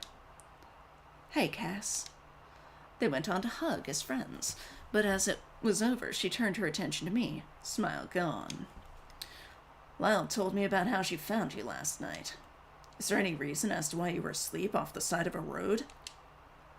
I try to say something, but nothing's coming out. Baby boy, please, please no, sir. That is the bug vacuum. Do not knock it onto the floor. Do not knock it onto the floor, sweetie. Good boy. I just nod my head, not even knowing what I mean by that. I can't remember. The sheriff and Lyle shared glances before Lyle spoke up. She put her hand on my shoulder and looked straight into my eyes. You can take your time. We just want to help you. Just take a deep breath and try to remember. She seemed so sincere, and the look in her eyes told me she was. I take that deep breath and finally let out all that I remember. The footsteps and the pain is the most I can tell them. Is that all you remember? Are you sure? The sheriff was about to continue, but Lyle stopped her with just a wave of a hand. That's great, Jaylene. That's evident enough of a break-in, right? Correct? Lyle emphasized the correct and directed it towards the sheriff. I guess. Do you think if we head over it would jog your memory? I frantically nod my head no. Even though I don't remember much, it doesn't mean I'm not afraid. Hell, what happened? What makes it even scarier is the unknown of what exactly happened. I mean, shouldn't they go over there anyway and make sure that her roommates are, like, alive? Jaylene? Lyle is now at my side. Baby boy. He's now in the window over the sink. Whatever. This is very important, Jaylene. I'm 100% certain that the person last night isn't there anymore. Was it you, Lyle? It was you, wasn't it? And even then, you have the two of us. I was just about to put my foot down, but Lyle was giving me puppy dog eyes. Oh, and if she's a werewolf, she's definitely going to do puppy dog eyes. Which, to be fair, is her resting face, but it was doing a number on me. I nod my head reluctantly, so we head over immediately in the sheriff's cop car. Baby boy, please do not attack the window. Oh my god, that's right, there's a screen on the inside. Baby boy, please do not, sir. We park on the opposite side of the road, away from the house. We all exit the cop car, but then Lyle stops me. Are you okay with this? I look over to the house and immediately look away. Lyle senses my discomfort and puts her hand on my back, slowly guiding me towards the house. I stop as soon as we touch the road across the house. It's okay, Jaylene. I'm here. I won't let anything bad happen, I promise. Little bear, whatever you're doing, don't. Just don't. God, this cat. Even though I'm scared, she seems genuine enough, so I let her take me across the road and into the house. Jaylene! Where were you? You left dirty footprints around the house. Why'd you leave the door open? It was so cold when I got back. Good to know I'm appreciated. The sheriff huffs and stands right next to me. Ladies, I'm gonna have to ask you to leave the premises for a few minutes. Why? I mean, you just barge in here with Jaylene wearing dirty hobo clothes and won't even tell us why. Wait, so did she get to, like, put on pants at least? Like, then have the nerve to tell me what to do in my own home? Lexi. No. Lexi gets up in the sheriff's face, even if she's a few inches shorter. It's intense. Eventually, the sheriff backs down and looks toward me. Only if Jaylene feels comfortable telling. Like, it's their house. They should know if there was a break-in. Like, what the fuck? They all look towards me. No, not really. Fine. Lexi drags Sierra out the door, and Blake follows along, giving me a pity smile. Now that's out of the way, can you please tell us what exactly happened? Alright, it is now 5 o'clock, so I am going to save. And we will call it there for today. And what on earth are you doing, baby bear? Little Bear clearly needs to be played with. It is Little Bear playtime. So yeah, I will resume this next Tuesday. On Thursday this week, Velmax and I will play more of Life is Strange Aftermath. So that should be fun. And yeah, we need to come up with a schedule for Dune Before the Storm now that the patch is out. So we will be, posting about that as soon as we have it scheduled. But yeah, thank you so much for joining and for coming along with me on this monstrous journey and indulging my amateur voice acting. At any rate, where on earth is... I guess I don't have the Sia thumbnail on here, so I'll just have to be the regular thumbnail. Oh well. Alright, thank you so much for joining, and I will see you on Thursday at 6 p.m., I believe. 6 p.m. on Thursday? Yeah. 6 p.m. on Thursday. Little bear. Does Gideon want to say goodbye? Gideon wants to say goodbye. Gideon wants to say And goodbye. She let me know that she wanted to say goodbye by committing crimes against sitting in the forbidden room. Crimes? Mm-hmm. Precious girl. Precious little precious criminal. girl. And She's Little a Bear precious also little wants criminal. to say goodbye. Little Bear also wants to say goodbye. Yes. Oh my goodness. He may say it by smacking me in the face. He might. He just might. Oh my god. Yeah, he is not as big on being held. Alright, time to play with the kittens. See you on Thursday, folks. Thanks for joining. Bye.